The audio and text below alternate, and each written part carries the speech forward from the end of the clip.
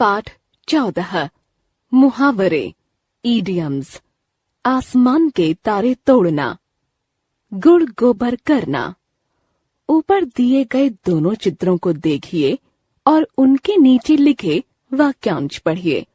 पहले चित्र में एक लड़का आसमान के तारे तोड़ रहा है और दूसरे चित्र में एक लड़का गुड़ में गोबर मिला रहा है।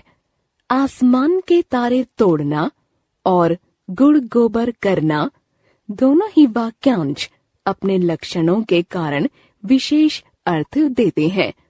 जैसे आसमान के तारे तोड़ना एक असंभव काम है, इसलिए इसका विशेष अर्थ हुआ असंभव कार्य करना।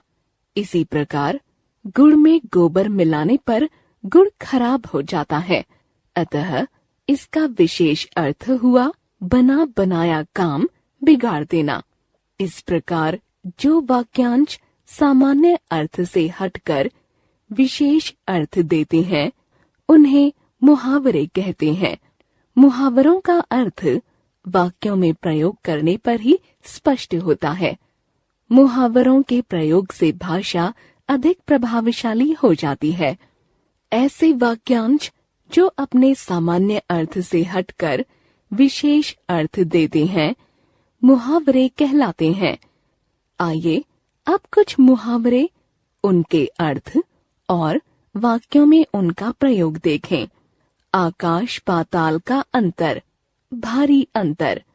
रावण और विभीषण के स्वभाव में आकाश पाताल का अंतर था। आग बबूला होना, क्रुद्ध होना। अंगद की बातें सुनकर रावण आग बबूला हो उठा। अंग अंग ढीला होना, थक जाना। मेहनत के कारण मेरा अंग अंग ढीला हो रहा था। अंग अंग मुस्काना, बहुत खुश होना। भरत को देखकर राम का अंग अंग मुस्करा उठा। अंधेरे घर का उजाला, एकमात्र सहारा। श्रवण कुमार अपने नेत्रहीन माता पिता के अंधेरे घर का उजाला थे। अंगूठा दिखाना, इनकार करना। मैंने सरिता से कुछ रुपए मांगे तो उसने मुझे अंगूठा दिखा दिया। आंख पर बिठाना, सम्मान करना। मेरी भाभी मुझे आंखों पर बिठाती हैं। आंखें लाल करना, क्रोध करना। मुझ पर बेकार आंखें लाल कर रहे हो, फिसले तो अपनी गलती से थे। आंखों का तारा होना, बहुत प्यारा। हर बच्चा अपनी माँ की आंखों का तारा होता है। आंखों में धूल झोंकना, धोखा देना। तुम पढ़ाई के बहाने लैपटॉप पर फिल्में देखते हो और माता पिता की आंखों में धूल झोंकते हो। ईद का चांद होना, बहुत दिनों बाद दिखाई देना। कहाँ रहते हो? तुम तो ईद का चांद हो गए हो। ईंट से ईंट बजाना, पूरी तरह से नष्ट कर देना। हमने शत्रु की ईंट से ईंट बजा दी। उल्लू बनाना, मूर्ख बनाना। तुम मुझे बार बार उल्लू नहीं बना सकते।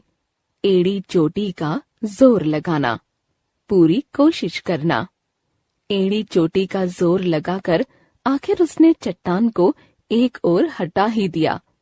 कमर कसना, तैयार होना। हमने परीक्षा में सफल होने के लिए कमर कस ली। काम तमाम करना, मार डालना। शेर ने हिरन का काम तमाम कर दिया। कान खाना, शोर करना। नटखट बच्चे बातें कर रहे हैं कि दूसरों के कान खा रहे हैं। कान खड़े होना, सावधान होना। गोलियों की आवाज सुनते ही सीमा रक्षकों के कान खड़े हो गए। कान का कच्चा होना, किसी की भी बात पर विश्वास कर लेना। अमित कान का इतना कच्चा है कि उसने अपने भाई से ही झगड़ा कर लिया। घोड़े बेचकर सोना, गहरी नींद सोना। घोड़े बेचकर सो रही हो, स्कूल जाने का समय हो गया है। चैन की बंसी बजाना, चिंता मुक्त होना। परीक्षा में प्रथम आकर अब वह चैन की बंसी बजा रहा है।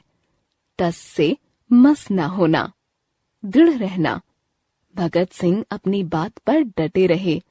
टस से मस न हुए। दांत खट्टे कर देना, पराजित करना।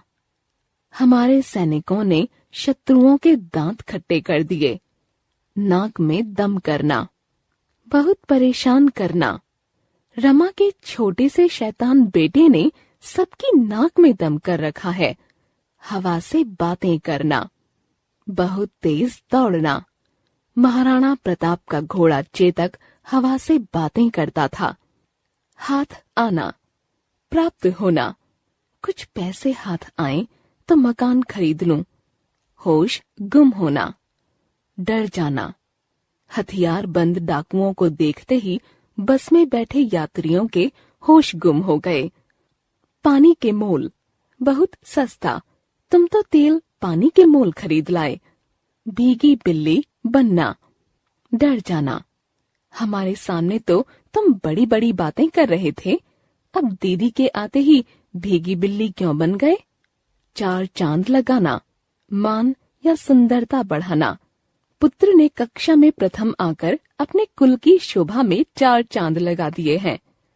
नानी याद कराना, मजा चखाना। तुम शरारतें बहुत करती हो, दीदी को पता चला तो नानी याद आ जाएगी। सफेद झूठ, सरासर झूठ। उसके पास खिलौना था जरूर, पर मैंने मांगा तो सफेद झूठ बोल गया। नमक मिर्च लगाना, बढ़ा चढ़ाकर कहना। गोपी की एक बुरी आदत है कि वह हर बात को नमक मिर्च लगाकर बताता है।